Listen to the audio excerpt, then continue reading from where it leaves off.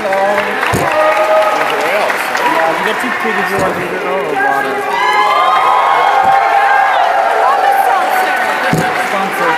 Sponsor.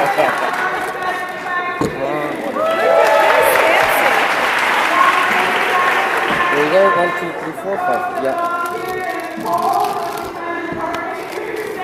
Good luck, everyone.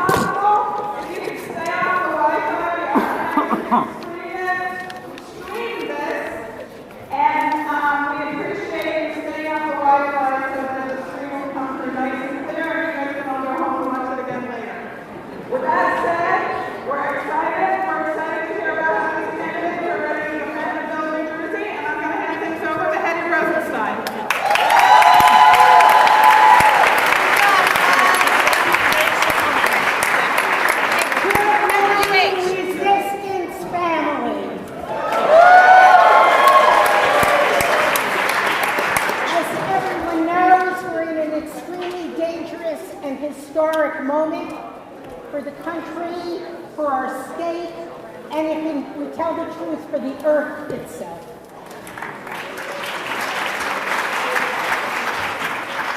There are only 2 states that will have gubernatorial elections this year, and we will be flooded with Trump, Musk money. In addition to that, Democrats have not won 3 terms in a row for a very, very, very long time. We have a very big challenge in front of us. These candidates have a very big challenge. And you can just imagine what it would be like with Trump in the White House and a Jack Ciattarelli as the governor. So get all your cheering out now because you won't be allowed to do it during this forum. So I want to explain it.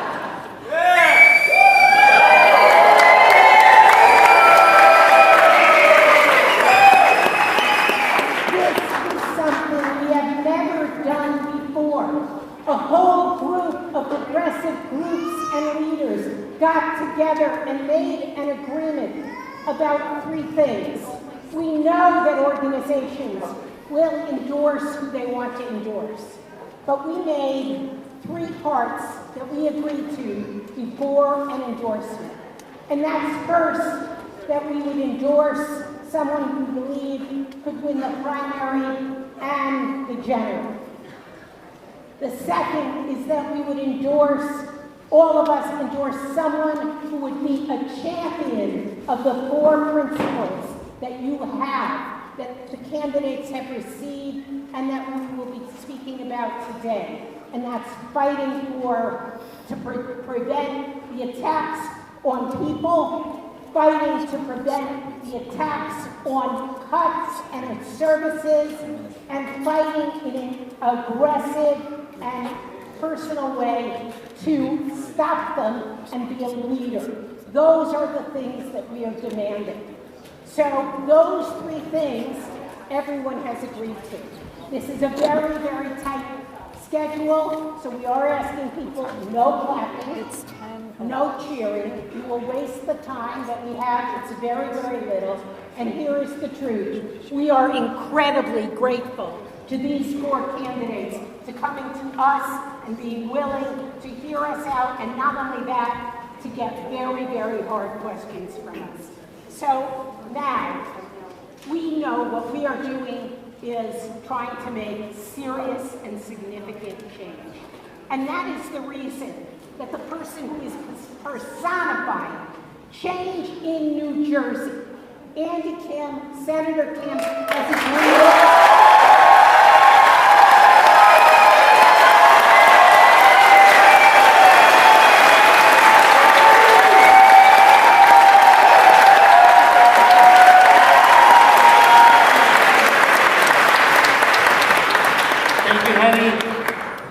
Thank you everyone for showing up. I'm so glad to see you all here this morning and to stand before you as your United States Senators.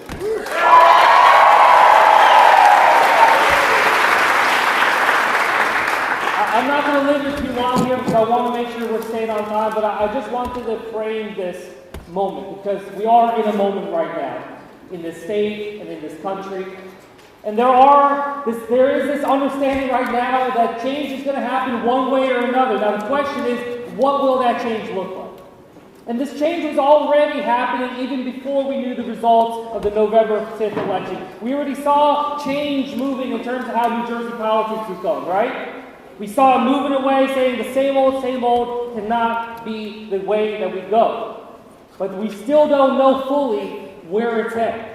And that's something that the people behind us, or behind me, are going to be playing a big role in trying to shape. We know that people are frustrated around this country. We see the demand for change, the demand to move away from the status quo, whether that's about economic challenges and high cost of living, it's about the social issues and the communities and the fabric of our society. These are things that were already shifting. The question is, what are we going to do to be able to focus on that? And of course, we see each and every day, each and every hour, a minute, what is happening down in Washington, D.C., what's happening down at the Capitol, what is happening at the White House. And I can assure you, you're seeing the same things that we're seeing all across this country. People are worried, sick about this. And we need to figure out, I'm going to do everything I can, along with the federal delegation, to serve you and make sure we can try to preserve the kind of America that we want our kids and our grandkids to grow up in. But we know a big part of what is going to be needed is about having a governor that is going to be able to step up and be able to stand against the kind of destruction we see coming out of the Trump administration right now. It's so important. So I just wanted to frame it in that way. The understanding change is happening no matter what. And we cannot just say we're not taking a position and therefore feel like we can be neutral in it. Things are shifting beneath our feet, and the question is, how are we going to adapt? And that's going to be a big part of how we talk about it today. I'm really grateful to have this opportunity to work alongside so many incredible organizations that have been in this fight for years, trying to have a change that we deserve to have in this state. I can also say I'm really happy to be able to stand up here, not as a candidate running statewide anymore. With that being said, as someone who has run recently statewide, I just have to say I have an enormous amount of respect for the four people behind us, for the candidates stepping up, because I know how difficult it is. So I ask all of us one last time to give a round of applause to the candidates.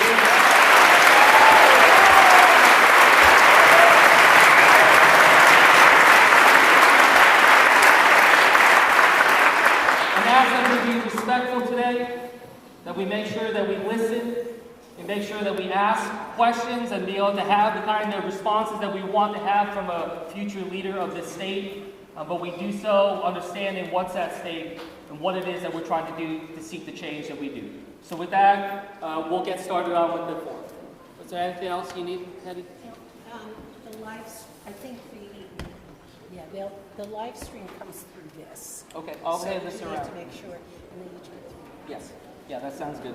As I mentioned, we'll have opening remarks, 3 minutes per person. So 3 minutes, our timekeeper will be there.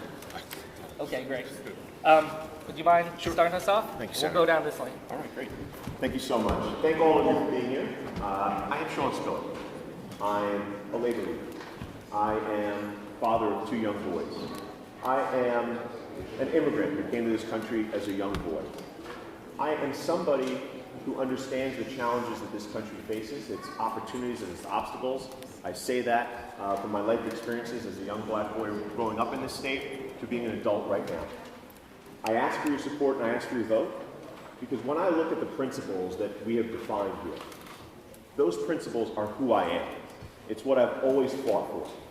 It's everything that I've done in my professional career. Yes, as that labor leader right now, as the mayor, everything I've done is to fight for those values, to try and make this state a better place for each and every one of us, for our future generations, and to give us a fair chance. And now more than ever, we're going to need that. Because as the Senator just noted, the attacks that we're facing in Washington, we have never seen before. But I can tell you the closest thing we have seen to it, and I've got direct experience pushing back on this, was a guy by the name of Chris Christie. We had Bully 1.0 that we all stood up to before. And I know that it was with many of you, because I'm so proud to have partnered with so many people in this room, so many organizations, standing arm in arm with my brothers and sisters in fighting back against him and what he tried to do to so many in this state, tried to divide us, attack us. But I know that is exactly what it's going to take right now.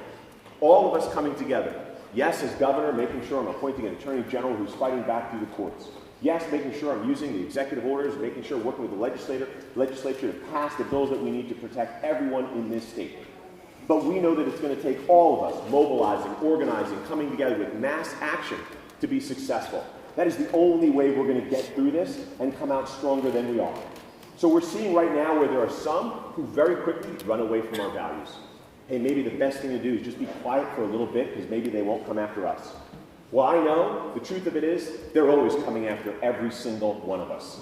And we need to stand up right now to protect every single resident, to fight for our values and say, in this moment when we call ourselves justice-centered, this is when we speak up. This is when we protect our democracy. This is when we protect what we hold close, our values. So again, I'm asking for a partnership with you. I'm asking for you to stand with me, to help us make a difference now. We've seen for far too long the same old politics, including here in New Jersey. Right? It's the party bosses that often decide. It's the ultra wealthy, the uber rich, who get to go behind those closed doors and make decisions. But it's never us. And I'm asking for your opportunity to work with me to change that, to give us a chance to change this state. Thank you very much. I think the live stream's a little bit better if you're standing video-wise at the podium. I hate a podium. All right. Hi, everybody. I'm Congresswoman Mikey Sherrill, and it is fantastic to be here with all of you this morning because I'm running for governor basically so we can fight back. So we can fight back against the horrible things we see across the country because in New Jersey, that is not who we are and it's not what we stand for. So I come to you today as a veteran, as a mom, as a granddaughter of a union member, and whose job actually created my family's security in the middle class. I come to you today as the product of immigrants who fled religious persecution, who fled famine, and came to this country for a better opportunity. And I come to you as somebody who has taken full advantage of the opportunities that this nation has offered. When I was a little girl and said I wanted to be a Navy helicopter pilot, my dad said, you know what, I don't think the Naval Academy takes women. And I don't think the Navy has women pilots. And yet by the time I graduated in the first class of women eligible for combat on ships and aircraft. So I've seen this country at its best. And yet, if you're younger than me, I'm in my 50s, if you're younger than me, maybe you don't feel like this country's offering that kind of opportunity. I hear from too many people that feel like they don't have a fair shot in this nation. So that's why New Jersey has to fight back. And I'm standing here as the only person on this stage, other than Andy, who has been in an administration fighting back against Trump, while at the same time finding ways to deliver for New Jersey. So when we didn't have enough money in Essex County to remediate all the lead pipes, I got the lead pipes fixed in Bloomfield and Belleville. When we were fighting to make sure that rivers were not flooding, the Whippany River wasn't flooding half of North Jersey, making sure we were desilting and desnagging after decades of inaction. Delivering, after 20 years of a fight, delivering on the flood tunnel in the Passaic that was killing people in flash floods. So these are the kind of things I was able to do, continuing to deliver in tough times and working hard to protect our environment.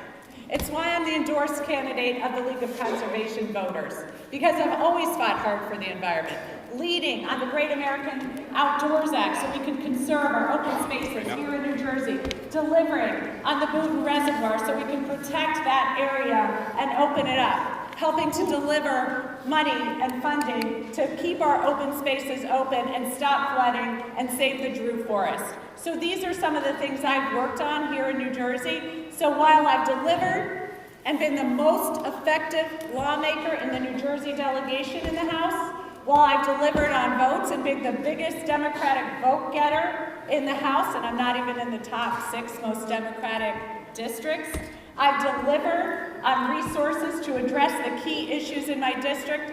I've also fought back every step of the way against what I've seen coming from Washington and tearing apart the things we care about here.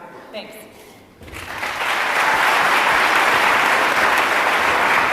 Thank you. Because we're live streaming, we want the candidates to use this microphone because the live stream mic is right below it. But how's that going to work? It'll be okay later because you have the live stream mics there, but when you This is the live stream mic? I drifted away from the This is a live stream. I warned you guys I didn't like Why podium. don't you just clip this on for now? Here's one here. Okay, let's see if that works. You got me on the live stream. Does that work?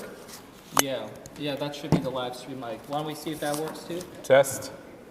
Who am I talking to? Test. Is that good? Can they hear me? Yeah. Okay. Let me take a second and say thank you for coming out this morning. It's really inspiring. My hope is that at the end of this next hour and a half, you're going to walk away with something that's very clear about this election. You're going to say about me, hopefully, that maybe he's not the best speaker out of the bunch that's up there. You could accept that. Maybe you're going to say that he doesn't have the political machine and he's based his campaign on that typical politics, because that's not what we've done. That's what other people have done. But what you're going to say, hopefully, is that he's the most substantive on policy and he's outlined what he's going to do to change New Jersey and how he's going to do that in more detail than anybody else, whether it's on our websites or whether it's in conversation today. People are going to get in front of you and they are going to tell you what you want to hear, because that is the nature of a campaign. I did this. And the best indicator of what somebody is going to do as governor is not what they tell you this morning, it is what their track record is for the last 5, 10 plus years. I am proud that when you talk about immigration, we are at the forefront of that conversation in Jersey City. The first to have an immigrant affairs and only nationally accredited office in the country since 2014. Forefront of the refugee program from Ukraine, from Afghanistan. Unapologetically supportive of the Immigrant Trust Act. I am proud that when paid sick leave was a conversation that nobody would touch, Jersey City was the 6th in the country to do it, along with 32BJ when it was polarizing. I am proud that we worked with working families on the minimum wage when nobody would do it, and we raised it, and now it's $22 in Jersey City. What I can tell you is that my track record and life speaks to what kind of governor I'm going to be. I come from a family of immigrants, Holocaust survivors. They survived Auschwitz. 7 out of 35 immigrated here. My father had a deli in Newark. I know more about the deli business than any governor in the history of America. I am telling you, my mother dedicated her life to immigration services with an immigration services business directly next door. I got a job at the most prestigious investment bank out of college. And for those of you that are immigrants, you can appreciate the pride that my parents had. And on 9/11, after 2 years of being there on a trajectory to make a ton of money, I said, I'm going to leave and enlist in the United States Marine Corps and serve because I thought that was more important. I thought it was a partial payment for citizenship, what I owed this country. I went out to Iraq with that first wave of troops. I was there for 6 months in the desert, came back here and ran against the political machine in 2005, upset them, and then in 2013 against everybody in New Jersey. It was one of 2 races in the country that then President Obama felt the need to weigh in on. Chicago Mayor Rahm Emanuel, Jeremiah Healy, Mayor of Jersey City. And I stand here today as the first 3-term elected mayor of Jersey City in 75 years. And now why? Because we have been at the forefront of conversation after conversation. And my hope is at the end of today, this morning, that you will recognize that it's not only about what somebody says today, it's about what have they done and what will they do for you. So thank you for coming out today. Can I take this off? Let me just put this on the radio. So I can stand anywhere, right? Yeah, you can. I think you can stand anywhere. So, This election is about trust and leadership. Who can you trust that will actually do the things that they say that they're going to do up here on this stage today? The real question I have is that everybody are going to tell you what they're going to do when they become the governor, but what have they done with the position and the power and the leverage that they have today? Who can you trust that will stand with working families, that will make millionaires pay their fair share, that will not try to rob the social services of the people of this state, particularly in the financial crisis, because we've been giving billionaires breaks in this state for decades? Who can you trust in the time of Donald Trump, who wants to give tax breaks to oligarchs while he takes away Medicaid and robs poor people in this country? Who can you trust that will stand with you, not because they say they're going to stand with you, but because they always have? And who has the leadership to actually get that done? I would argue that I'm uniquely positioned in this space. Why? Because I don't represent insurance companies. I represent those who want their insurance lowered. I don't represent hospitals. I represent people who want lower hospital prices. I don't represent Blackstone. I don't represent the Kushners. I don't represent big moneyed interests. I represent working class families. I don't represent people who are waiting for return on their investment. I represent people who are waiting for return on their labor, who want higher wages and lower medical costs. These are the people who I represent. I don't represent corporate developers. I represent the 4,000 families in New Jersey who are waiting to get affordable housing, who hold vouchers in their hand. The 230,000 people who do not have affordable housing. I represent people who want a public option, who want single payer system. I represent people who say they want Medicare for all. That's what I represent.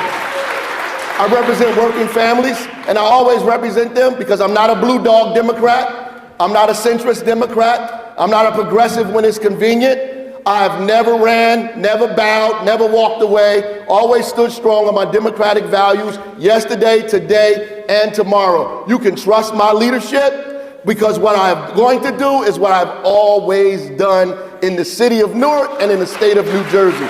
You can trust that my word is my bond and my bond is my life, and I'll give my life before my word shall fail. You can trust that.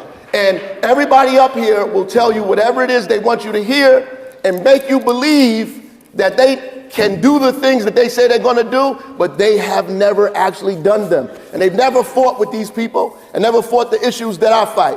So if you supported immigrants, why didn't you come stand with me when they raided the place in Newark? If you support labor rights, if you support working people and working families, why don't you stand with working families and working people across the state when they're fighting for fair wages, when they're fighting for better conditions, when they're fighting to save their Medicaid and Medicare in the state of New Jersey, when they're fighting to reduce health care costs? Stand with them now, then we'll believe you'll stand with them when you become the governor.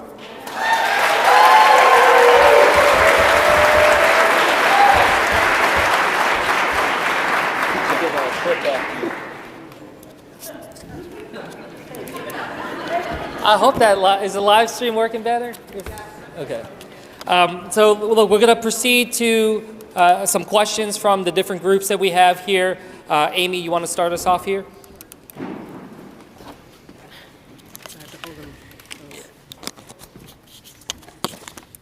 Hi, thank you so much for being here. Here's my question. The Trump administration is weaponizing federal funding to impose its politics on higher education and our students. It is threatening the research grant system that supports basic research and the training of the next generation of scientists and medical doctors. As governor, how will you protect New Jersey's public colleges and university system and the people in it from these threats? And are you committed to investing more state resources to defend and build our public higher education system? Great, thank you. So with these, I should have said, we're going to have each of you address one of these questions. Steve, if you don't mind taking this first one, yeah. And then I'll let you know which ones are coming down for each of you, just to make sure we're getting this through. So we can't say anything about this question. Later on, you'll have a chance to be able to address questions that you weren't asked directly if you want to say something at that point there. But we just want to make sure we get through as many questions as we can. Thank you. We have 1 minute, I believe. Is that quick? Okay, one minute. So 2 minutes. Okay. Okay, I just see cards going up over here. So first, let me just say thank you for the question. New Jersey prides itself both on outstanding schools and great higher education. I will tell you that out of all of the candidates, the candidate that has the most extensive, detailed education platform on his site is our campaign. We speak about two parts in particular because we think K through 12 is something that works very, very well in New Jersey, and Governor Murphy deserves credit for funding the pension around that. But the opportunities exist around early education, and we've outlined that, 1 through 4 years, how we work with those families, and in particular around higher education. On higher education, we focus on a couple things. I think there's a gap with regards to community college funding and what this legislature in Trenton has done every single year, fighting for 20 million, 30 million. Community college is the gateway for many immigrant families towards higher education, and particularly in a Trump era, we need to be investing in that more. Secondly, I'm going to tell you that the politicizing of the Rutgers board and the university boards is part of the reason that you have these problems. I've spoken time and again that that board needs to consist of academics, teachers, union members, people that directly relate to the university and make it accountable to the public. So yes, when you are in an environment that you have more and more dollars being cut, higher education is important. And yes, you have a commitment from me. I will consistently invest in it, both at the community college and at the universities, and reform how those boards work to make them more accountable to you. I got you. Thank you.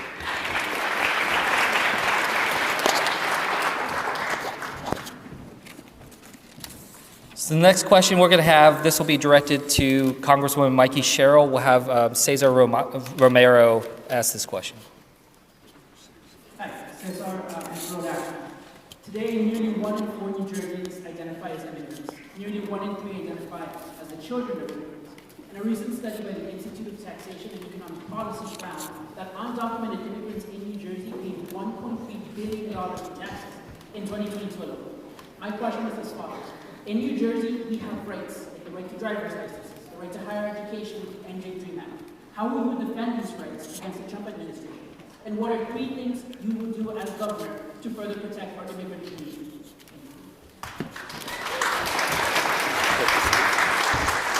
Put it on. Yeah. Thank you, Cesar. Yes, we have a vibrant immigrant community here in New Jersey. We're one of the most diverse states in the nation, and we need to protect that, and we need to protect the people here. That's why I've constantly been advocating for a pathway to citizenship for DACA recipients, for TPS recipients, for people who are here paying taxes to have a pathway to citizenship. Once they are here, we need to protect against the Trump administration. We are seeing infiltration into our state right now. And we are questioning, as we have, whether or not these attacks are constitutional, if they've done warrantless searches and seizures, and we're fighting back against that. One of the ways as governor I would particularly be fighting back is the way I've long been fighting, and that is for the detention facility that we are seeing reopened, Delaney Detention Facility in Newark. I have fought against this. I've asked the state AG to enter into the case against it as one of, along with Bonnie Watson-Coleman, to try to fight back against them reopening this facility, because the federal government, even under Biden, did not fight this case. It's now at the Third Circuit. We lost at the district court. But GEO is attempting to reopen this detention facility after, oh, by the way, and being given permission to do so, after giving a significant donation to Trump's campaign. So that is a key thing, is that closing these detention facilities. They also want to open one on McGuire-Dix, which is unacceptable. That is not the mission of our military. So my AG would take this to court and enter into the case in the Third Circuit and fight hard to close these detention facilities in New Jersey.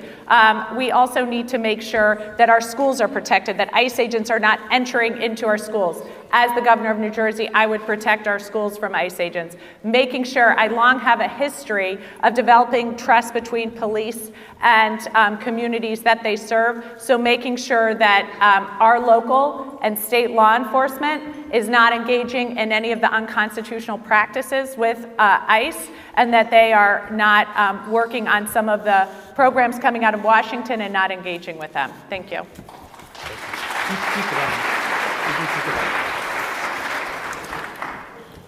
Fran, why don't you ask the next question here? And you can direct this to Sean Spiller. Give this to Sean. No, I think we have enough here where we can. You have one? Yeah. Yeah. I think she wants. Yeah. She needs. No, you need one too. That's what I was trying Yeah. to do for the live stream. Sure. Okay. It's good to see everybody. We know that Republicans are expected to use LGBTQ plus people as a wedge issue in the general election, such as the outing of transgender children, who uses which public restroom, and who is allowed to participate in school sports. How will you address these attacks, and what will you do or say to ally with the LGBTQ plus community during this election?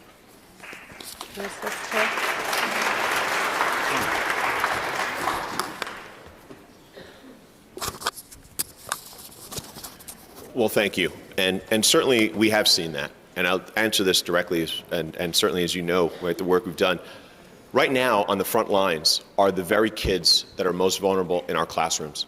And I'm really proud of the fact that what we've done already is partnered with the State Attorney General to put together sessions for our members, educators, to be best able to help our students, every single one of our students, so they feel safe and protected.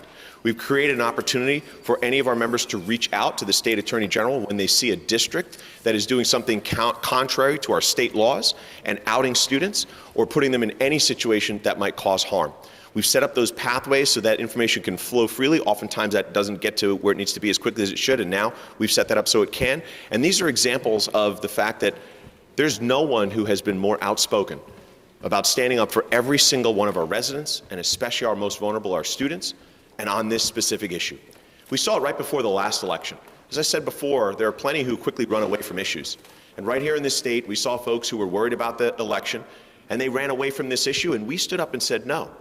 While you're talking about, and they're talking about parental rights and trying to frame it in that way, we know it's about safety. It's about making sure every person in this state is safe. And that at the core is what we all stand for. And when we led with those issues, we were able to convince our legislature and others to stand up for those values. So as governor, that is exactly what I will do. I will have a state attorney general who's fighting to make sure that every single one of our residents, our LGBTQIA plus community specifically, is protected, and we don't bend that knee.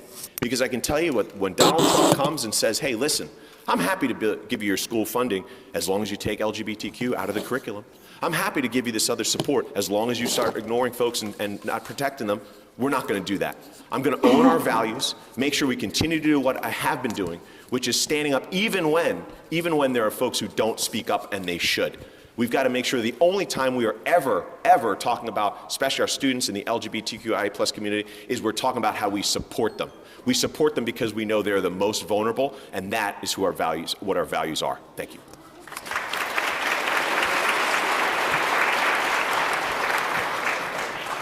This next question is going to be for Mayor Baraka from the College Dems. Nate?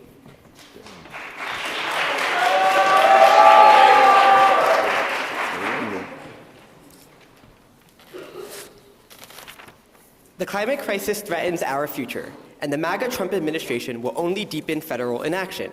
Governor Murphy's goal of 100% clean energy by 2035 is critical. If you support this goal, what will you do to ensure we get there? Furthermore, how would you ensure that polluters are held accountable for their emissions, including your view on proposals like the Climate Superfund Act, which would tax the worst polluters based on historical emissions to fund statewide climate resilience? Thank you for that question. I see the college Democrats are in the building, though, too. So the first and quick answer to that first part is yes. We want to hold polluters accountable. In fact, in Newark, we have taken several of them to court and have won lawsuits as a result of that, and are using that money to help us either organize with community-based organizations or put that back in our budget to begin to fight against other issues that affect our climate. We have created something in Newark called the Cumulative Impact Ordinance that the state picked up as well, that measures everything that developers or folks bring into our city that will add on to the cumulative impact of environmental difficulty or hurt or pain for the residents of our city. And we have an environmental commission that weighs in on whether this should actually be voted on, whether it should happen, whether it should be mitigated. And that's something that should happen in the state. The state has a cumulative impact ordinance, but I think that it also should have some teeth, that they should be able to do something, should be able to say this can't happen or these things need to be mitigated in order for these things to take place. And absolutely, not only should we sue these folks, the state should, with the Attorney General, join into these suits and make sure that across the country that we're benefiting in class action suits, whether you talk about PFAS or particulate matter in the air, but also we need to continue Murphy's move towards 2035 for clean energy and clean environment for everybody in the state of New Jersey. Changing out trucks continuously in the state of New Jersey, pushing forward with clean energy, with wind, particularly because in places like Hunterdon County, there are brownouts. Not in developing nations, but in Hunterdon County, the lights go out. So we need alternative forms of energy now because we're running out of energy in New Jersey. We need to do this and create tens of thousands of jobs in the process. So 2035, I agree with that. We need to keep pushing forward towards that. And everything that we can do, we should be doing to get a cleaner environment and alternative energy in New Jersey.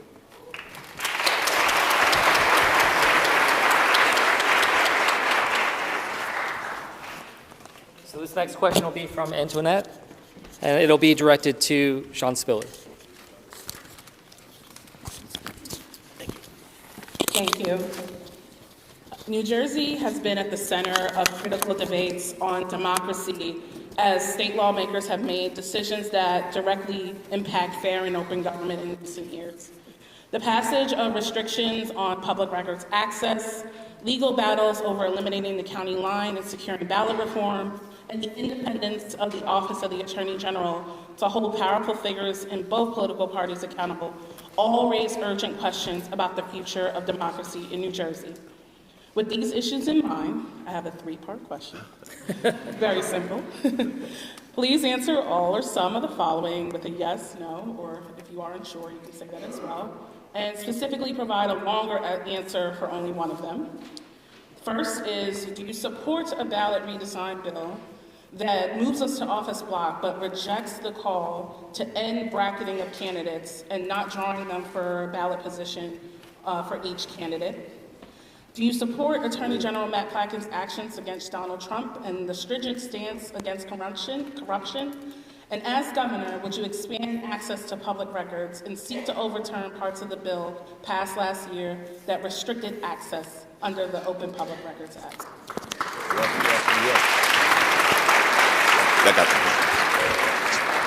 Well, thank you for that. Thank you for that question and the questions, I guess. And the answer is yes, yes, yes. I want to say that. And a big thank you to our senator here for helping, especially on the ballot piece of it, right? And that's one of the reasons why I'm standing here. So thank you. So, following the instructions as a teacher here, so answering more detail on one of them, I will speak about that, right? Because we all know that while we've seen some progress in terms of elimination of the line, but now we know they're doing their best to make sure there's still advantages for some, it's unacceptable. And I know that so many folks are sick of it. I'm sick of it, right? We know it excludes so many folks from being able to be in this position.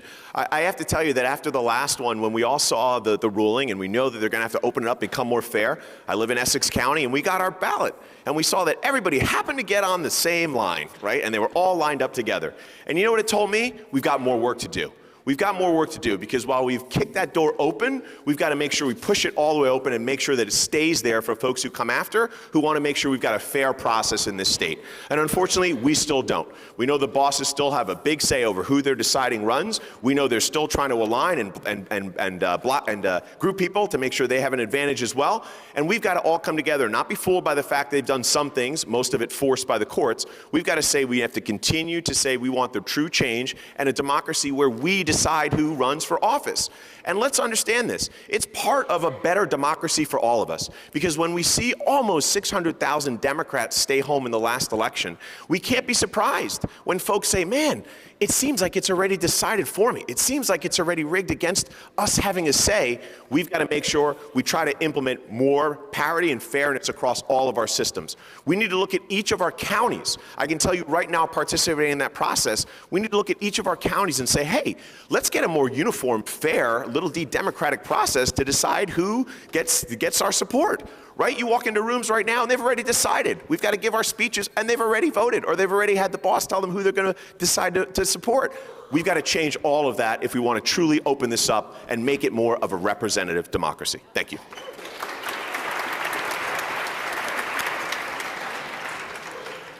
We'll have Anthony Mitchell ask the next question to Steve Fulop.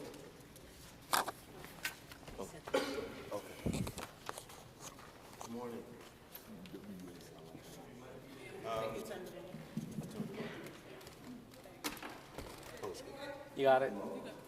Okay. Yeah. Hold it up close. Good morning. My name is Anthony Mitchell from CWA 1037. So with healthcare costs going through the roof in recent years, particularly in public healthcare plans, where Chapter 78 has led to the premium increases of over 50% for workers and local government in the past 2 years alone. Hold it up a little closer. A little closer, I'm sorry. What steps would you take to lower these costs?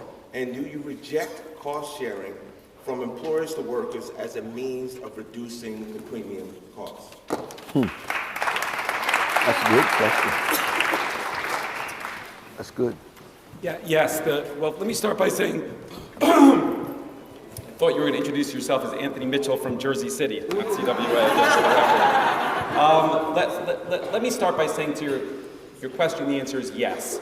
And I think healthcare is one of the biggest cost conversations that we need to have in New Jersey. And we need to do it in a functionable, real well, and have a real conversation around it. What does that mean, rather than speaking in platitudes? There's a couple things that, if you're fair, that are inherently wrong with New Jersey. The first is Horizon. Horizon has an absolute insurance monopoly as it relates to health premiums throughout New Jersey. You need to open up competition. You can't be taking money from them as a lobbyist or have them as consultants on your campaign, which some people do have. And we need to be honest about the fact that Horizon is at the core of the problems that face New Jersey. If you are going to drive down costs, you need to be willing and able to fight the insurance companies, and Horizon is public enemy number one. Number two is the fact that the hospitals in New Jersey have consolidated. Trenton has allowed them to consolidate, so you have less and less independent hospitals, which ultimately dictates who provides the health care to you. Your provider, meaning your doctor, no longer makes decisions. It's done by the healthcare hospital system that also has become more and more powerful throughout New Jersey. If you are going to change that, you need to be outspoken and say that those mergers need to be revisited, and we need to push back at that. So in summary, you are talking about Horizon, you are talking about reference-based pricing, you are talking about the hospital system. And if you are willing to confront those three things and be honest about them, which I do every single day about this conversation, I am confident that we could get these under control once again and drive down healthcare costs in New Jersey for everybody.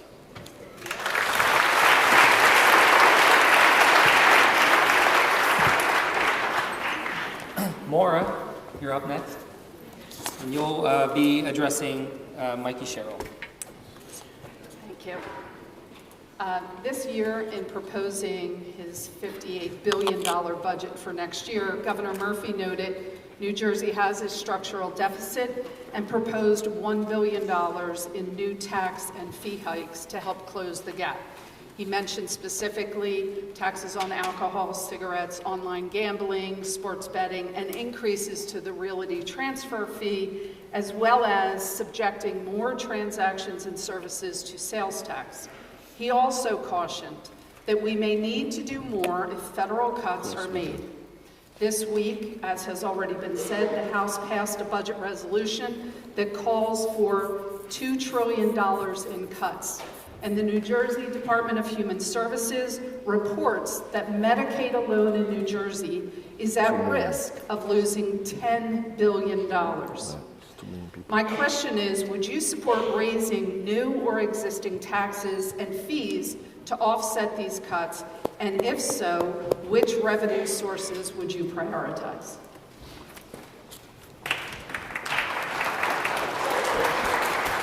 That's a good question.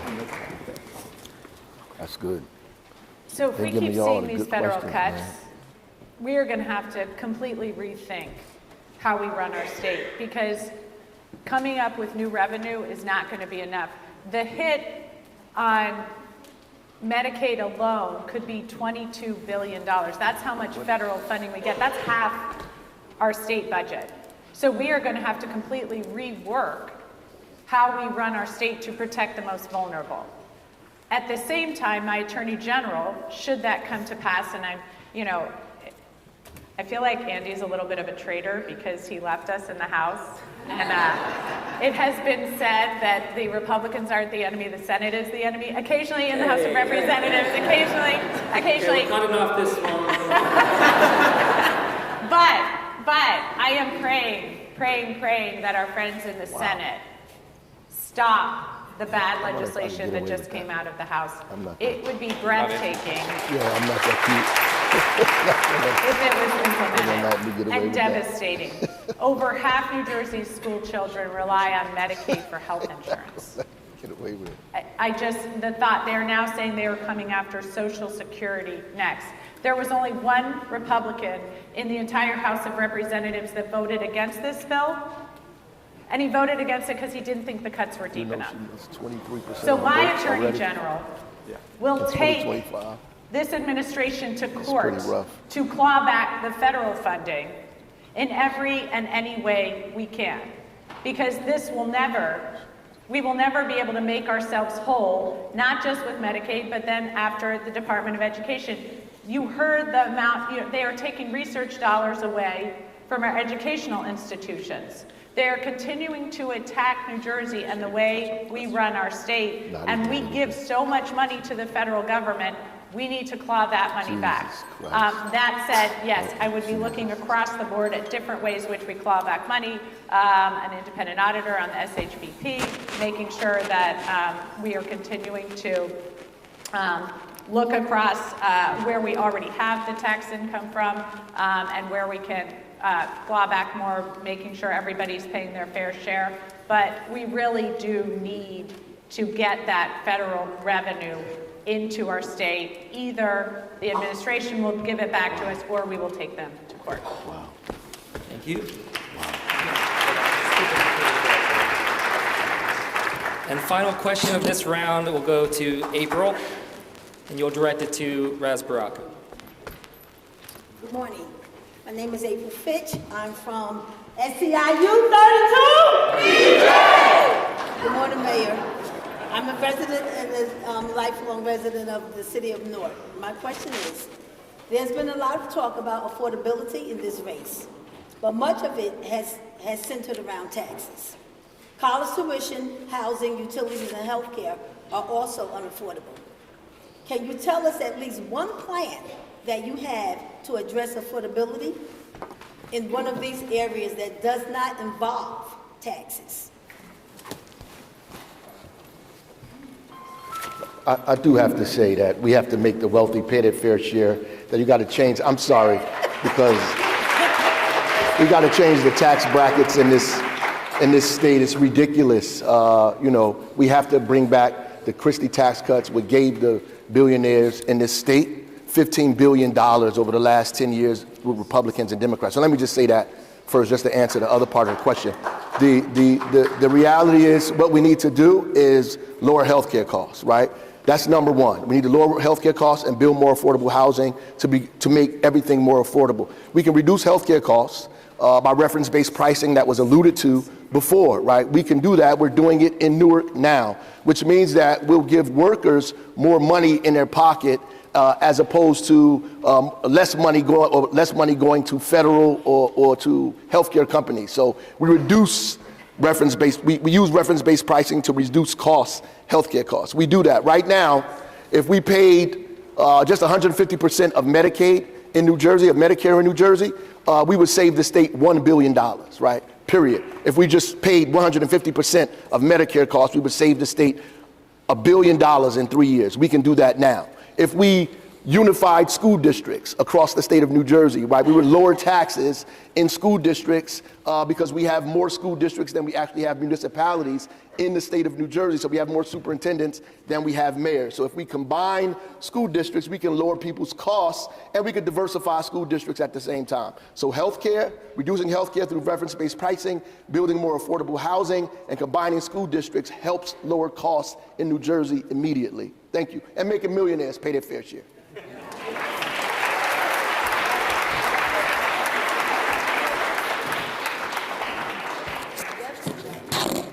Okay, thank you. We're going to move on to another section. This will be a quick one. We're just going to have 4 kind of quick statements here, and you all just give sort of a thumbs up, thumbs down if you agree with this statement at this point. So, first one, as governor, I will propose significant ethics reforms, including stronger conflicts of interest rules and greater transparency. Thumbs up, thumbs down. Think it through. No, I'd be happy to propose stronger ethics. Yeah, well, thumbs up, thumbs down. I don't do like thumbs up. Oh, okay, thumbs up, thumbs down. Ethics reform. Okay. Well, we're going to just go through these. I support expanded early voting, same-day voter registration. Do you agree with that? Do you agree with that? The New Jersey governor and legislature should take action up to and including withholding data from the federal government to protect New Jersey residents from Elon Musk's access to their personal information. Do you agree with that? The last one, the state of New Jersey must never again fail to make its full pension payments. Do you agree?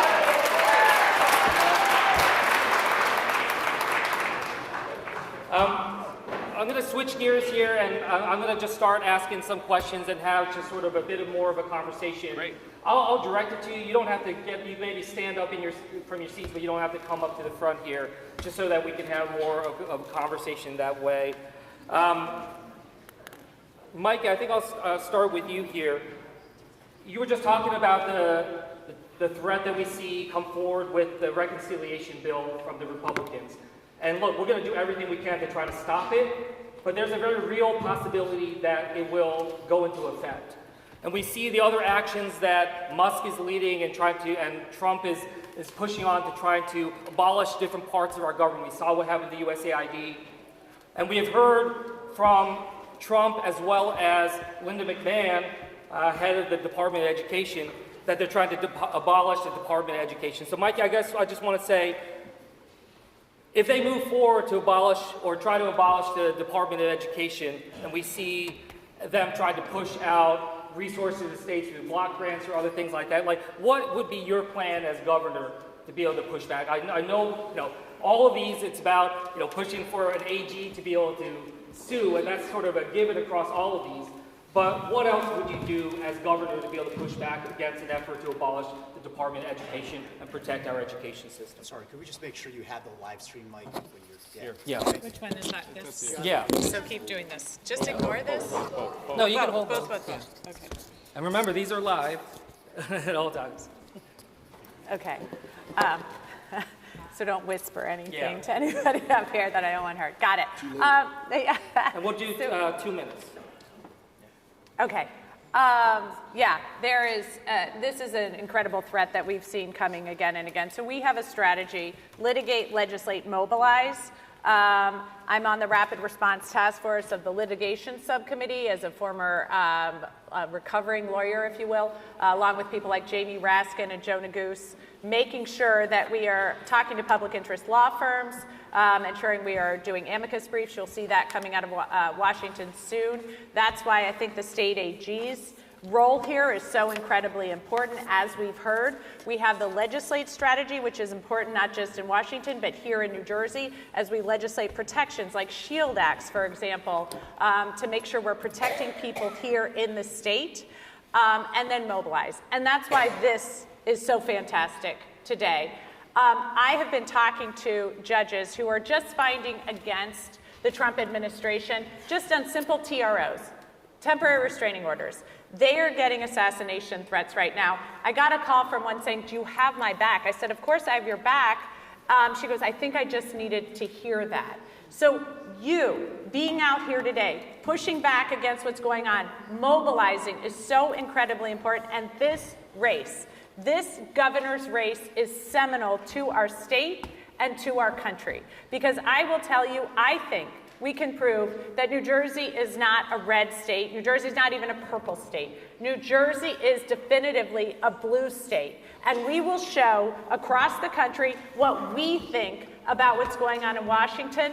And when we do so, we will drive a wedge into the Republican Party in Washington and hopefully see the people that seem to lack courage completely across the board. Not one person, remember we just needed 3, not one person voted against taking health care away from the most vulnerable people in this nation. Not one Republican did that, but they will be showing a little bit of spine when it comes to preserving their own self-interest. And if we can show them here the blue wave that we are building, that will make them take a step back and think about how they can stop what's going on in Washington. So this is really important today. Thanks, Sandy. Yeah, thank you.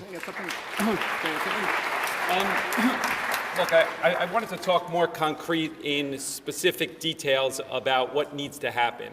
And I'm going to say 2 things. The first one is regarding the AG. I've been unapologetic that I would give Matt Placken the opportunity to stay because I think that it is very important.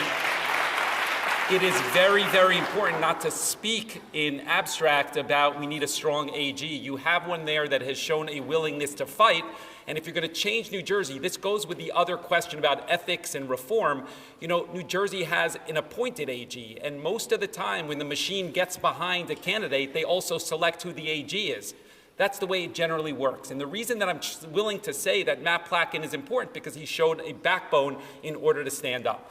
The second thing is that we constantly direct our attention towards the federal government with regards to our anger. And that's important because what's happening there is wrong. But you also need to hold your legislator in Trenton and your governor accountable. We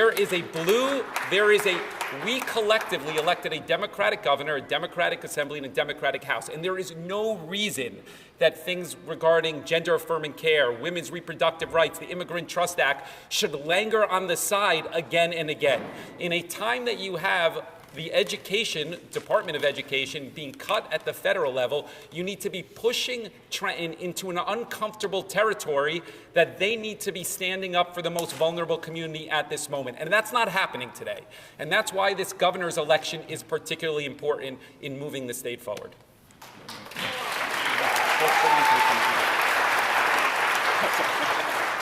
So I would agree with Mayor Fulop. That's strange. With his remarks about the AG, but I would go a little further and say that the state of New Jersey needs an elected attorney general position that is divorced from the politics of New Jersey and divorced from this partisanship that goes on here in the state. Also, I think that the time now in New Jersey is to invest in working families, not divorce ourselves from them. What happens is when we're in a situation like this, people run to the middle or they run away from what should be done and what's right. We should be doubling down on investing in education. We should be doubling down on investing in our immigrants and protecting LGBTQ communities. We should be doubling down on making sure we finance our pension funds, that we're making sure that we're increasing the minimum wage, that we're doing things to make working families' lives easier, because I believe that the economy grows from the bottom up, not the top down, or even the middle out. I think if we take care of the least of us, that the rising tide lifts all boats. So I think now is the time we show leadership and courage and double down on the institutions in New Jersey that we hold dear, and we protect what we have. New Jersey is also the only state that is the least dependent on the federal government. We are like number 46 in federal employees and number 47 in states that get more money from the federal government than we give in return. So we do have a little leverage to be able to say we can finance ourselves, do the things we need to do, and maybe we need to hold back some of our resources from the federal government. Right? And tell them, if you're not, we can play Trump's same game. Right? Maybe we're not going to give you our money if you are going to cut resources to us. We're going to do the same to you. And maybe we go to court and we fight this out and figure out what the people of this country will stand for. And I believe wholeheartedly that they always stand for democracy.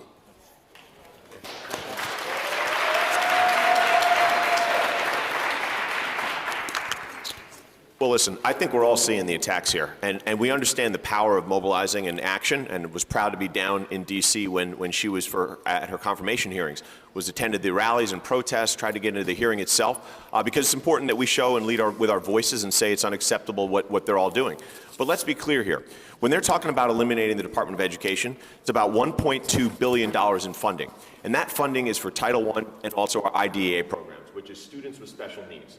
We all know as organizers, the first thing we do is we need to be talking to every parent of a student with special needs and saying, this is going to affect you and your family and your child's future. And we've got to get together, I don't care what your party affiliation is, to say it's unacceptable and to fight back and say, we're not going to stand for it. That's going to be an important piece. But let's also be very clear about this. They are not eliminating all these departments. They're not stealing all this money away to then say, oh, here, states, we're just going to give it to you to do what you want with it. They're doing it so they can put it in Elon Musk's pocket. They're doing it so they can give tax breaks to billionaires, millionaires, and certainly the ultra-rich corporations. We need to be very clear in New Jersey. Yes, our Attorney General is important. We've got to fight through the courts with every bit of fiber that we have. We've got to organize, mobilize, but we also have to say, we know where you're giving the money, and we're going right there to get it back. Meaning those breaks you give to the billionaires, we're going to make sure in New Jersey they pay their fair share. We've got to recoup those billions of dollars for all the folks who now get a windfall from the federal government. We're saying, no problem. We're going to come right after you. Every one of those rich billionaires, every one of those corporations, and we're going to say, you're going to make up the gap of the dollars that we've lost. One thing that's inevitable for any of you if you serve as the next governor is that you're going to have to engage with President Trump. And there's been some talk that, the best way to do that is to appeal to his side of the transactionalness, flatter him, do things like that to try to address some of the needs that we have in New Jersey are necessary when it comes to gateway funding or other efforts. So I guess I just wanted to get a sense of how you plan to engage with President Trump. What style would you try to take on to be able to do that? Why don't we start with you, Mayor Baraka?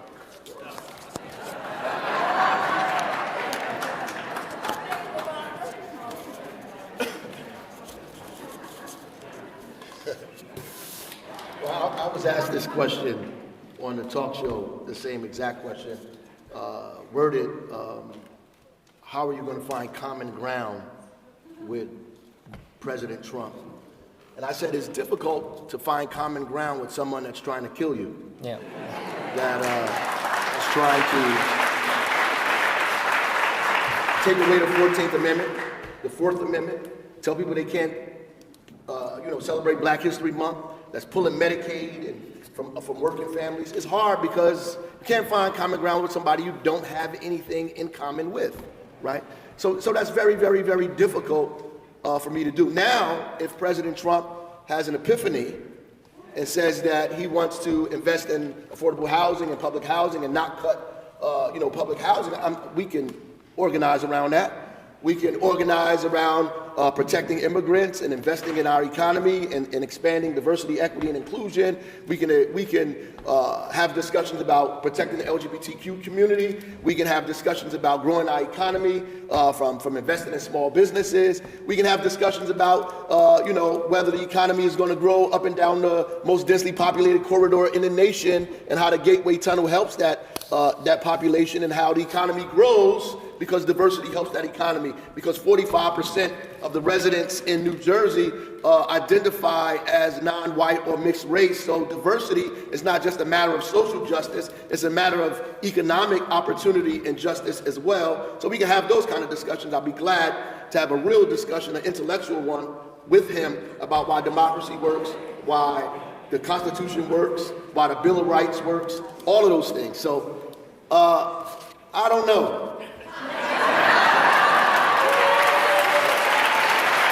I don't have a politically correct answer for this. Will I sit in the room like Zelensky and be battered and respond? At the end of the day, the guy is a tyrant and the people around him are oligarchs. It's a plutocracy, and we have to respond to this guy like he's a tyrant and not like he's a Democrat or our friend. That's the bottom line.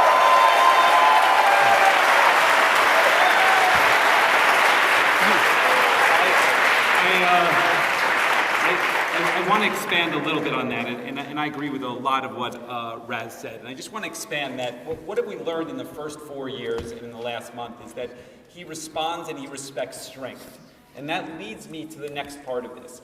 If we nominate, to tie it back into this conversation, if you nominate a Republican light or a moderate or somebody that doesn't outline their core values, there is zero chance of success in June, November, and for the next 4 years. You need to articulate a vision and then be willing to stand up for that time and time again. I think few people in New Jersey have the scars that I do from doing that again and again and again. I don't think there's another person that has been sued personally and professionally by Jared Kushner for 5 years over a tax break that they ended up losing. Your track record speaks to how you will govern over the next 4 years. Raz said that earlier, and I think that's very, very true. And so I think I agree with everything that Raz said. You need to be strong. You need to articulate a vision. And you need to recognize the fact that he responds strength to strength, and the governor of New Jersey needs to demonstrate that strength.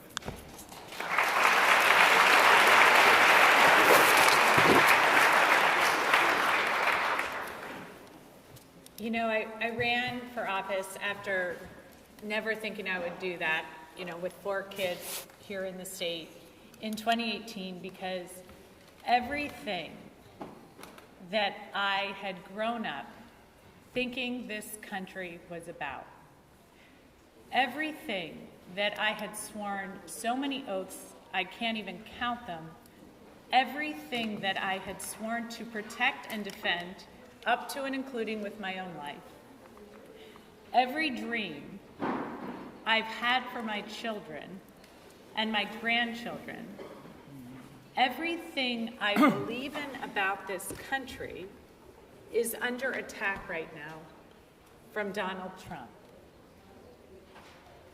And I cannot imagine how I would work with him when he is working to destroy everything that I love.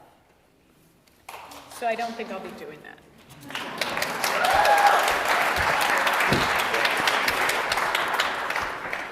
When we talk about how we deal with Donald Trump, I think the important thing to do is to understand what we need to do here. Right? So what do I say? We got to deal with Donald Trump by preparing. We got to talk to all of our educators, say, these are your rights. These are how you prepare for if ICE shows up to your building. We need to go into our communities. How do we deal with Donald Trump? Here are your rights. Here are your opportunities. Here's what exists under the law, so you do not have to cooperate in instances, and you can protect you and your family. What do we do to respond to Donald Trump? We get an attorney general who fights back against all the things he's trying to do and all the money he's trying to steal. How do we fight back against Donald Trump? We bring back the office of a public advocate here in New Jersey, making sure we've got somebody that was eliminated under Chris Christie, somebody who's fighting for every single resident in this state, protecting our labor unions, and pushing back. How do we talk and deal with Donald Trump? When he's dismantling the National Labor Relations Board, we strengthen PERC and our institutions here to stand up for labor and protect our rights. How do we deal with Donald Trump? We make sure every single thing that he's doing, we are preparing here in state to protect the very residents that he is coming after, which again is all of us. That's the best way. And when we have those interactions, he knows that we are standing up for all of our residents here in this state. That's exactly what I will do as governor. And if he's coming in and we're going to talk infrastructure or some other thing that in some miracle he may actually do this time, which I doubt, we're going to have those conversations to try and improve New Jersey transit, whatever else. But never, not once for 1 second, do we compromise our values. Never, not once for 1 second do we wait and hope he doesn't come after us, and maybe he won't. He will. We've got to prepare. We've got to put our institutions in place. We've got to build them up again, back to what we had before Chris Christie, and we've got to make sure they're strong and in place, ready to protect us all. Thank you. Sean, I'll start with you this time round, and then we'll make our way down the other way. I wanted to ask what your opinion is of the Election Transparency Act that was signed into law here in New Jersey in 2023, and what impact do you think it's having on elections in New Jersey? And for those that didn't answer this question that Antoinette asked, I also just want to ask and get on you on the record of, do you support the ballot redesign bill that does not include, do you support a ballot redesign bill that does not include Judge Karashi's requirements that the ballot position for each candidate is randomly drawn separately? So I know you already answered that. Yeah, but I did, to right. go It has over- to be random, right? I think, right? And when we talk about ballot redesign and certainly all the different things that they're going through the legislature right now, what we need to see, we know that it is still not fair. Right? I just say this, and I go back to the example I gave before, and I think it's striking, and maybe it's the teacher in me, right? But when you see a random drawing where you've got 10 people that all are the supported candidate and they all line up on the same line, you know it's not fair. Right? The argument to the judge should be, Your Honor, it's math, right? It doesn't work. We've got to make sure that we're putting in real protections for folks, again, so we have a much more open process and we can all participate. But I think it doesn't end there. When we have all of these county committees, many who don't even get a vote, some who leadership already decides beforehand, we've got to boil down to that granular level to say, hey, the process of democracy, the process of elections starts through our primaries. It moves, yes, through the general election, but we've got to make sure, again, that we have a process that opens it up to folks and allows everyone to compete. It's not a level playing field right now. We're dealing with this. You know, it's more open than it's been, again, thanks to the work that's been done. That's why you're seeing more people on the stage. That's why you're seeing more of us in this race right now, and there's a chance for us. But we've got to make sure we understand the power is not just going to be given over. They're not going to walk away from it. We've got to make sure, again, we're fighting for what we need here.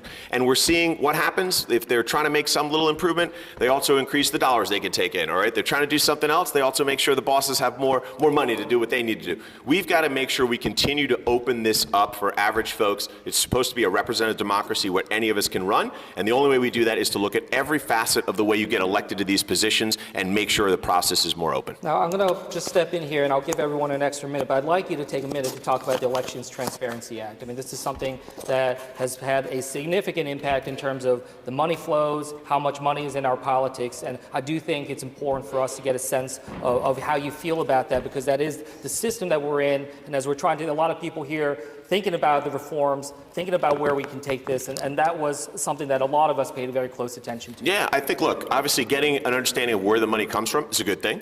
When you're doubling your amounts that you can take in, not a good thing, right? In sense of, I remember it was funny, all of them would come to us, Labor, I know many in this room know this, and say, oh, by the way, now we would like double the amount given to our campaigns. And we're like, where do you think these dollars are coming from? And what it means is that less and less of average folks can compete. Because if you don't have the big money, if you're not the Elon Musks and the millionaires and billionaires, you're not the ones who can give these dollars to these campaigns, right? Whether it's a candidate or certainly the party, right? And if you can't give it to the party bosses in the system, you can't compete and you can't get that access, and we know it's, again, part of that rigged system. So I think as they work to increase all their limits, give themselves more money, it moved in the wrong direction, right? We want to make sure, again, that we have a bigger voice. The way we have a bigger voice, you make sure that the contribution amounts are smaller. You make sure, again, that every one of us has a say in this process. That what collective action means something, as opposed to the dollars that folks are bringing in. Yeah, thank you. Yeah. Mikey, over to you. You can take up to 3 minutes, but just this idea of just the ballot reform writ large, where is that going? What is it that we're trying to achieve, and this sense of fairness on the ballot, as well as your thoughts on the Elections Transparency Act? Sure. So I think, first of all, Democrats sometimes have a habit of not taking credit and conveying to people about how important the work we do is. So I do think it's really important to realize that after the case that Andy and many of you in this room brought, that we have had the most seismic change in New Jersey politics by getting rid of the line that I can chart in the history of our state. It's truly a sea change in how this is working. And so I think getting rid of the line, having office block ballots, and ending ballot Siberia are all steps in a great direction. I think we need to go further. We need to have randomized choice on where you stand on the ballot. And I would like to see same-day voter registration as well when you go to vote. And so I think we should acknowledge, though, that Democrats, you made a huge change in transparency and bringing sunlight to our voting system. Second of all, on ELEC, there were some requirements in the recent legislation that led to more reporting, more transparency. Unfortunately, when it comes to super PACs, there was a rolling back in transparency, which has been very problematic and I think needs to be reformed. Overall, after Citizens United, we have seen an unlimited flow of dark money into our campaigns, and we don't have the remedies I want, which is getting dark money out of our campaigns, but what we do have and what we should make use of here in New Jersey is as much transparency as possible. And so I think, unfortunately, we have seen, whether it is ELEC, whether it is some of the reforms in the ballot not going far enough, or whether it is the reforms to Oprah, we have seen in too many cases, as the electorate is pushing for more transparency and less corruption in our system, our legislature has been too slow or even trying to roll back some of the reforms we desire. And that, to me, is really problematic and something that I would be pushing very hard against in my governor's race. Yeah, just real quick here. I just want to get a clearer sense of whether or not you think that the ballot positions for candidates on a ballot should be randomly drawn. Yes. I do. Let me start with the ballot design. I've been unapologetic in my position. Months before Andy won the lawsuit, I was very clear. There was an article on the NJ Globe when I had the support of some of the lines, or perceived support, and I said unequivocally I would dismantle that if elected. It cost me support of some of the people, but I tell people honestly where I am. In that week, I would urge you to Google it. They asked several gubernatorial candidates what your view on it. Some hid, didn't want to say anything.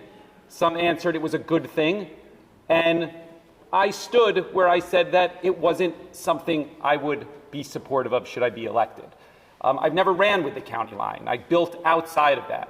I think that we've outlined on our website an ethics reform that is robust and strong, including ranked choice voting, including more transparency, including same-day voters. And we outline why and how we're going to do that. The question, though, was about the election transparency law, and I disagree with the Congresswoman. There was nothing good about that. It was actually labeled the election transparency law, and it made it less transparent in every way. Let me tell you what it did, because of what I remember. It eliminated the look back that was from 7 years to 2 years, so it made it harder to hold people accountable. And the legislature said at the time, we're going to put more money into fund ELEC, which they never did. That was wrong, number one. Number two is they increased the funding limits quite significantly, as I remember, and when they did that, they concentrated the power into the county parties. They made the counties have more influence. So when people say, yeah, that is a good thing, it's because they benefit from it with regards to support or direct or indirect relationships with those county parties. They forgave violations for people that had violations going back 3-4 years, people in leadership in Trenton. They forgave those violations, again, by saying, well, we're going to change the law a little bit, and this new law will be better because we call it transparency in the name, so you will believe us. And it was nothing good about that. So at the end of the day, that law needs to be changed. It needs to be reverted back where you have more power in individual donors and make people more accountable. Deconcentrating the power from those county apparatuses is something that benefits everybody in this room. I'm going to tell you one other thing. When you go down to Trenton and you fight, as we did together, regarding Oprah, public records access, and ethics reform, and transparency, and you say to yourself, how is it possible that thousands of people come out and nobody in Trenton listens to what's obviously good government?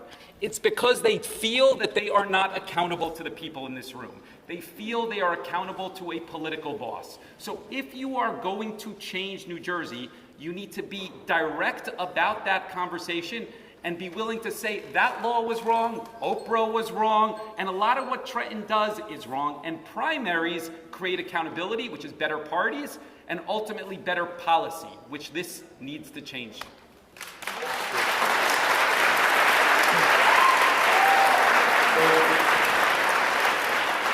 I would start by saying that I would support any lawsuit against the Senate bill that's about to come out if it's passed.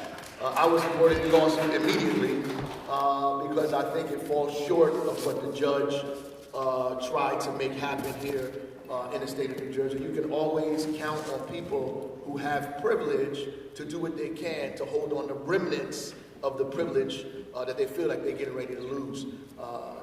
When we feel like when power is getting ready to be transferred, they are going to do everything that they can to hold on to that power.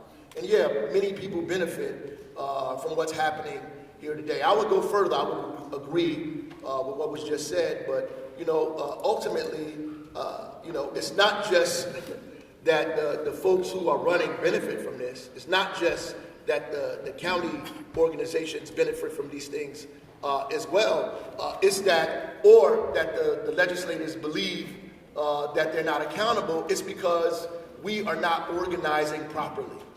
The reality is these people can continuously get elected through the process that takes place, even though there are thousands and tens of thousands of people who don't agree with what's happening, because we talk to each other in a vacuum, and we're not in the places where people are who don't come to meetings like this one. We have to go to working class people and talk to them about the issues and make these issues relevant to their life, right? So we have to talk about pocketbook issues and democracy in the same sentence, in places where folks are, in barbershops and beauty parlors and nail salons and bars and all the places where working families are. We have to go to these places. We cannot just talk to each other, hold our fist in the air, be angry with our lip poked out, and say, I'm going to burn the whole thing down. We actually have to build relationships with the people we say we represent. We can't say we represent working families, but we don't know any working families. We can't say that we represent working families, and we don't go where they go. We're not in the supermarket, right? We're not in the bars where they at, right? We're not in the Masonic temple or the lodges. We're not hanging out at the places where they hang out. We're not going there organizing people. We forgot how to organize. We become very, very elitist in that sense, and we have to become more organizers like we did back in the days. We have to do that now. That's why people can allow Oprah bill to pass. That's why they can allow these bills to go on and on and on that affect their lives and are upset about it, but they feel like, this is always going to happen. There's nothing we can do about it. And all of us who are supposed to be the vanguard, because really that's on us, it's not really on the legislators, because these legislators are scared. They know they're not going to get reelected. They know these county bosses are going to tell them what to do. They're going to take money from them. They don't have their own organization. And without their support, they can't win anything. And people in this election, without the support of the county bosses, they can't win anything because they don't have any legitimate, organic support from working people. Their support comes from bosses telling other people to vote for them because I told you to. And that's it. Yeah.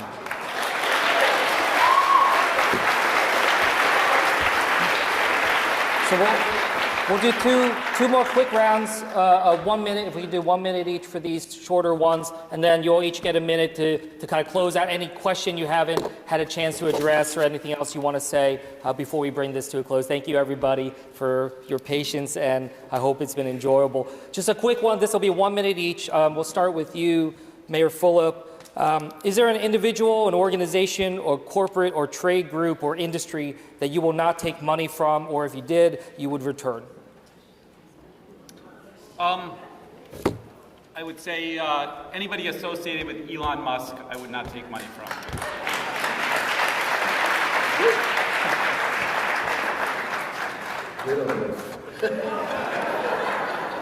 That's big. Elon and any of his minions, his sycophants, or any of the people in New Jersey who run around and support him either directly or indirectly, that's for sure. Elon, Tesla, SpaceX, which I have taken money from before in a previous election and would give back if I hadn't spent it. Yeah, certainly not that. I think also some of the Altria vaping, some of the groups that attack children especially. Well, listen, I obviously concur these Elon Musks and everyone else, but it's more like who am I working to get dollars from? It's hardworking New Jersey residents, small dollar donors, folks who know that we aren't the ones who ever get the chance to make decisions.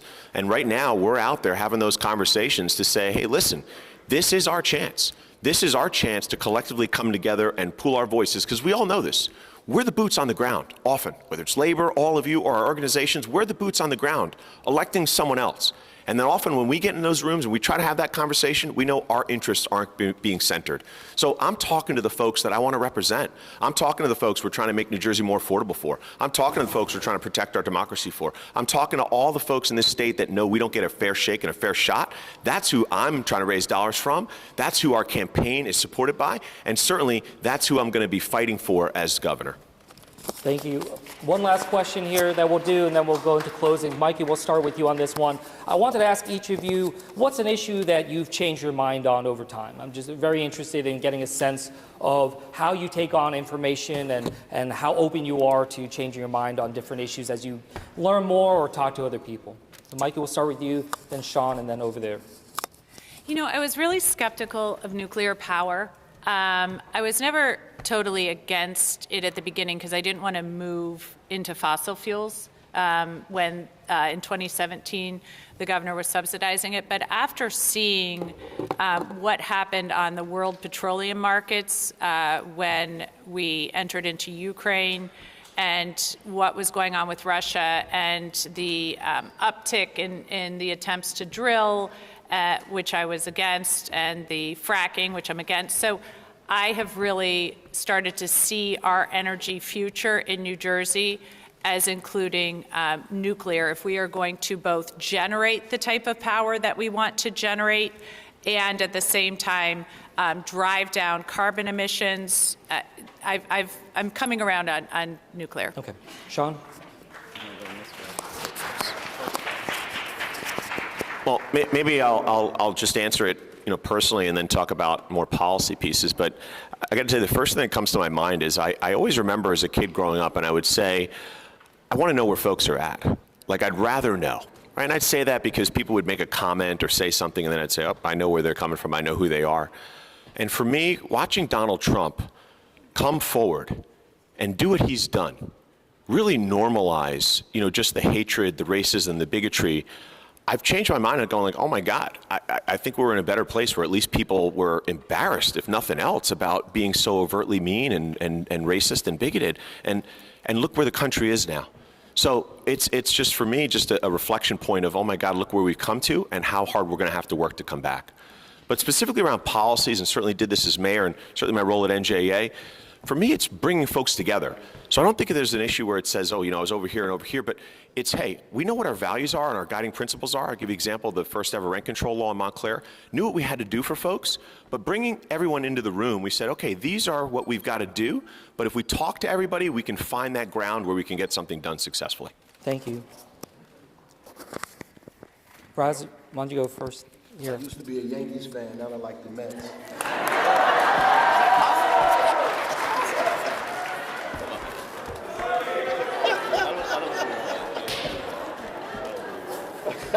People are questioning your loyalty now here. Yeah. Well, my dad was a Yankees fan, you know what I mean? So I became a Mets fan in my adulthood. Okay, give us an answer here, Mayor. Yeah, that is very serious.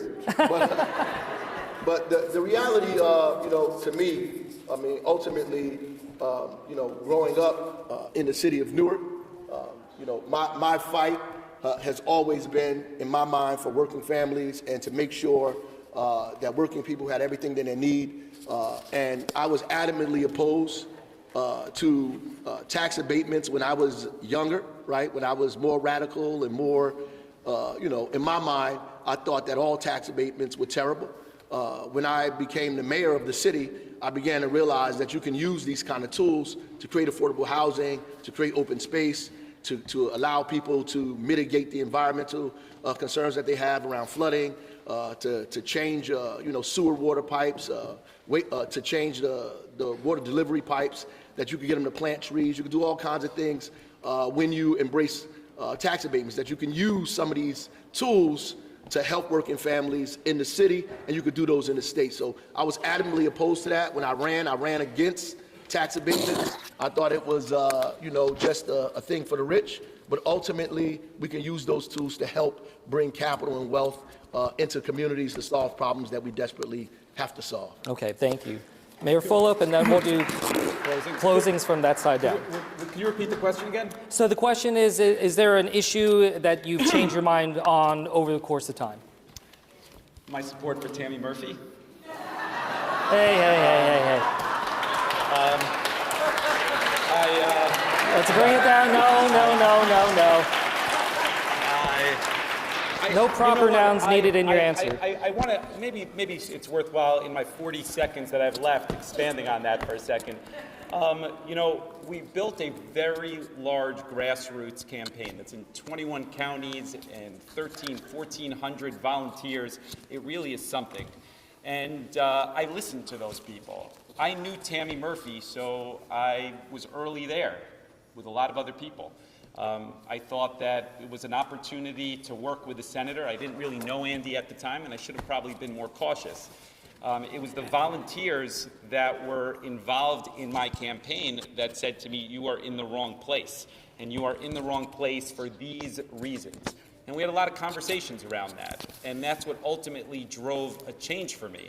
I thought I ultimately landed, obviously, in the right place prior to the campaign shifting, but I try to read and listen and learn, and in that case, it was the volunteers that are involved that said to me, you're in the wrong place, and you need to think about it again. And the interesting thing is that they weren't penalizing for me. They weren't mad at me for it. They said, we hear what you're saying, but we want you to hear what we're saying about what's right and what's wrong for New Jersey, and that ultimately drove the decision. So I've learned, and you're a good part of that, so thanks. Thank you. Why don't we give you each just a minute or so to just say any final words here, but you can come up and stand here, close this out. Thank everybody for coming out. Thank you, Senator Jim, for facilitating this. I do want to say that it bothers me that Democrats are always lamenting about our ability to win statewide races. And most of the time we argue about who can win and not about what message can win over and over, especially in a state where there are 800,000 more Democrats registered than anybody else. This is a problem for me that we continue to do this, especially when we say, when we fight, we win. When I announced that I was running for governor at the Trenton War Memorial during Black History Month, I knew it would be an uphill battle. They said we couldn't raise the money, but we did. They said we wouldn't be able to get votes outside of Essex County, but we are. They're saying our policies are too progressive, they're too radical, but working families up and down the state are embracing them. I believe that ultimately the only way we win is when we fight, that we have to make the same sacrifices Harriet Tubman made, same sacrifices that they made for an 8-hour day, against child labor laws, for increasing the minimum wage, the same sacrifices people made in Harlan County in the coal miner wars, same sacrifices people made in the Haymarket massacre, same sacrifices people made in this country to get us where we are today. If we're afraid to sacrifice, then we're afraid to fight. If we're afraid to fight, then we're afraid to win. If you're around people that saying, oh, this can't happen or that can't happen, you need to separate yourself from them because they're not prepared to fight. If they're not prepared to fight, then damn it, they're prepared to win. Thank you.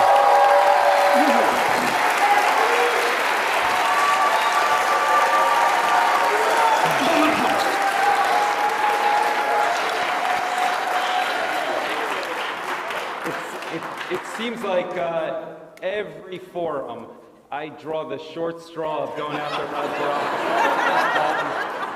I'm going to tell you this. I told you earlier that our campaign is different and what I hope you get out of it.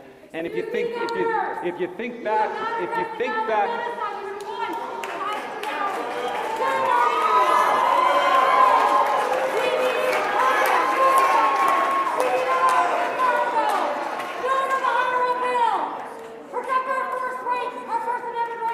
Thank you.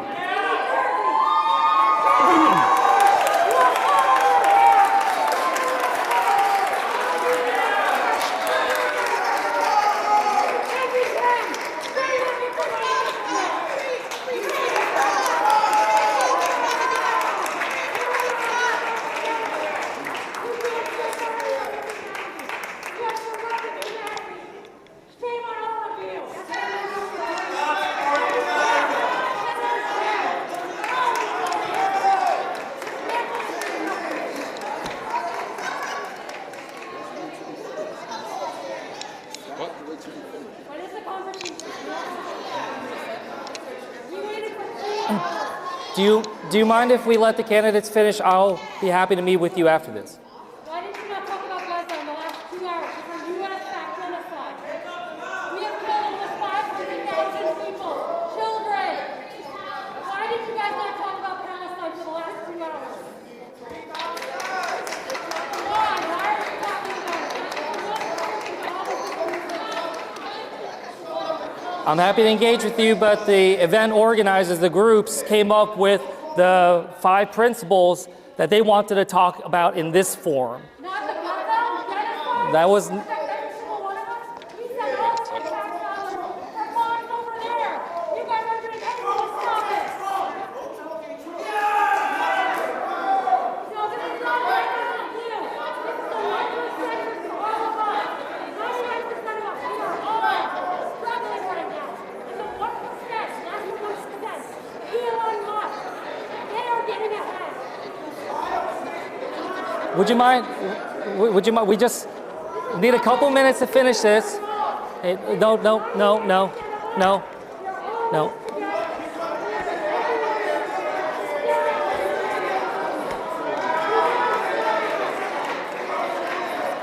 I'll meet with you afterwards. Okay? We'll finish this off. Okay.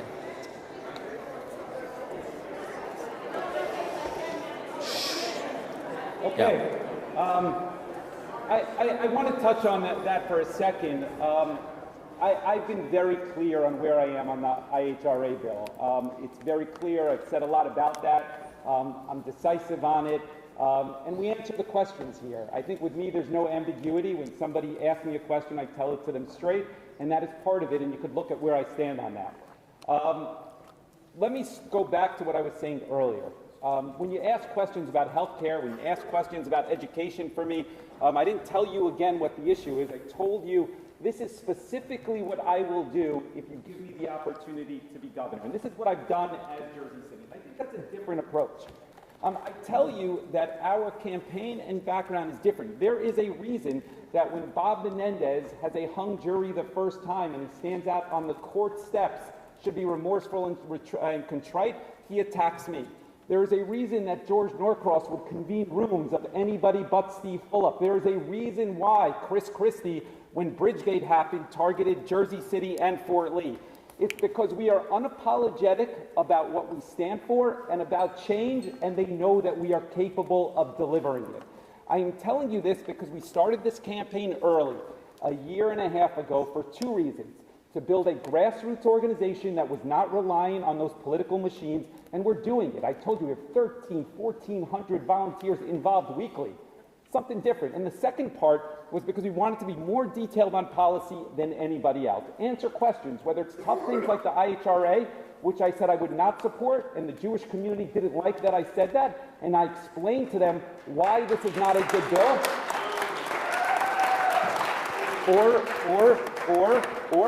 And for those of you that are supportive of it, I urge you to look at what I said. I explain in detail why I believe what I believe and why that is good for the future of New Jersey. Our campaign is different, and we will deliver on those things because if you spend some time on it. My one ask before I hand it over is not that you vote for me today, it's not that you commit to me, is that you spend some time on the websites researching background. Because I know that if you take the time to do that, you will come back to me for governor. I know that. So I urge you to take that time, investigate, learn more about what we're like and what we stand for and our track record. And again, I'm going to close by just saying thank you for coming out on a Sunday morning. It says a lot about democracy in New Jersey that you're all willing to stand strong in this sort of environment and say we want better. Thank you. Thank you.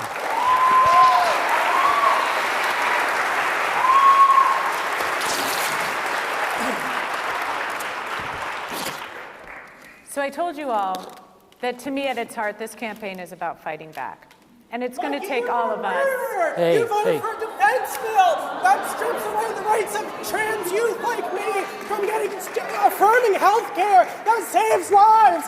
Gender affirming health care saves lives. You are murdering trans youth like me. Why would no one ask a question about murdering people like me? Shame on you! Shame! Shame on you! Shame! You're a murderer! You're no candidate! Come in and trans youth like me! Shame! Thanks for coming. I know you want to. So I think it's worth addressing that because it came up. I voted for the defense bill. It had a lot of, I know not everyone agrees. And we really appreciate it for it. We really appreciate it. Let me get back out there, and then we'll follow up. It okay? had money in there that we had been fighting for many years to help young soldiers and sailors get off food stamps. It had a plan in there to get contraception for a year-long prescription as opposed to the 3-month. We'd fought back against travel bans. Of course, we've lost that. And we had fought out any trans legislation in that bill. As it came to the floor after Trump had won the election, the speaker put the trans poison pill in there. We voted it through, many of us, knowing that if we did not and if it came back in a Republican majority, it would be far worse with more attacks. I am a proponent of making New Jersey a state with shield laws, making sure that there are privacy laws, making sure that insurance companies pay for gender-affirming care, and making sure that parents and students have rights on their own care here in New Jersey, and we protect against the federal government. I will also, if I could just have one more minute in. Yeah. I just also want to tell you that if we are going to fight back against what's going on in Washington, it's going to take all of us. It's going to take a different kind of leadership. It's going to take somebody who isn't willing to accept the status quo and who is willing to stand up for those things we believe in. Along with Andy and a group of other national security people, we led the caucus on impeaching the president the first time. I will tell you, I came to office in a Trump district.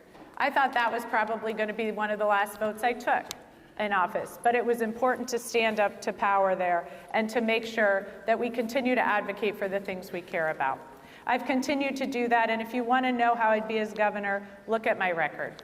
Look at how I've delivered for the people of New Jersey and how I've worked hard to become the most effective member. Look at how I built broad coalitions. You want to know how to build a ground game in New Jersey? Just come ask me. I've done it. In 2018, I had the largest red to blue flip in the entire nation. That's because of the work we've done, and we've been everywhere. I've built broad coalitions of grassroots progressives, of union leaders, of people who've sort of lost faith in the Democratic Party. I've brought them back in. This is what it's going to take to succeed. And so I just want to thank each and every one of you for coming out on a Sunday, for taking the time because you care so much about this country that you're willing to give up your time, you're willing to make sure you're fighting for this, and you're not willing to allow everything we care about and everything we love be destroyed by the President of the United States. So thank you all so much for having me today. I sincerely appreciate it. Thanks, Andy. Thank you.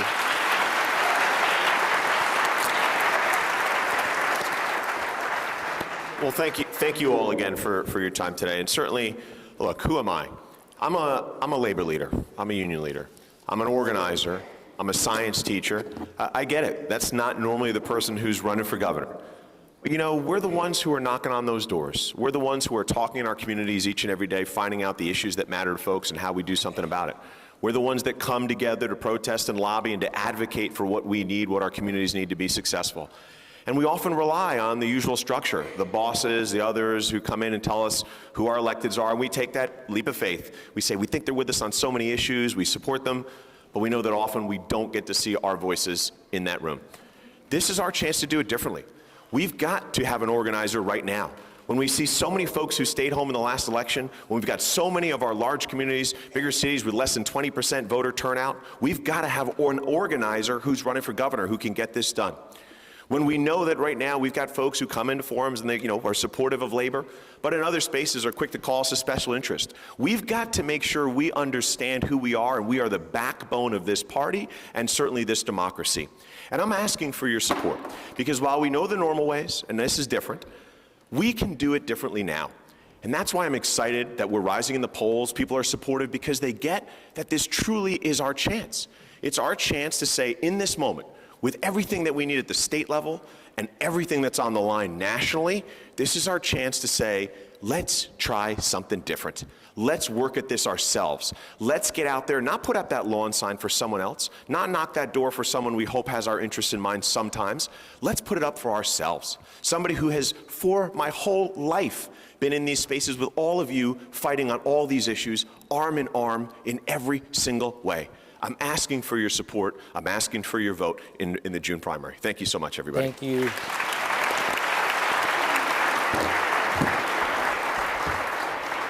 Thank you, everyone. Todd. Yes. No, and I'm glad that, look, it's important to raise, and we saw right now what we see with President Trump saying that America should own Gaza. We see the efforts that have been put forward that are making it harder for civilians, whether in Palestine, in Ukraine, and elsewhere, when it comes to just the sheer amount of loss of life and just what our country, especially this Trump administration, is pushing in that direction. What we see today, I saw a headline today about the cutting off of humanitarian assistance yet again to so many people in Gaza. Those are things we absolutely have to stand against, and it's important. It's important that we stand up for our trans community, and right now more than ever we see the weaponization that is happening, that is being able to make sure that we stand up against this type of hate that is out there. I know that people are worried sick right now. A lot of different crises that are out there, a lot of different communities under attack, and they feel it very personally. And that's why it's important that we have people that are stepping up in these roles right now to be able to channel that voice, to be able to stand up for this, and all of us working together in that type of capacity. These are dangerous times. These are historic times. And right now, it's more important than ever that you all and people around our state wake up and pay attention to this. So the fact that you showed up here today, so important. But now I ask you to think about, what are you going to do tomorrow? What are you going to do next week? What are we going to do, each and every one of us, to come up with a plan to be able to raise these issues, not just in rooms like this, not just in the Democratic Party forums, but to be able to reach out and engage people who might not be thinking about this on a day-to-day level, understanding the challenges that we face once and for all, and recognizing the threat that we face from President Trump and his administration on so many of these issues. I get it. We have differences, opinions on some of these core issues, but what we also recognize is that we face a tremendous threat right now that we have to stand up against. So look, again, the people behind me, I've been in their shoes before, I've been in their position before, and it's tough. And I hope you can join me one last time here. A round of applause. Thank you for showing up. Thank you for being a part of this. That was an excellent response. Yeah? Yeah. Thank you. That's what I said. Thank you. Mayor? Thank you. Senator? Yeah, thank you. Okay.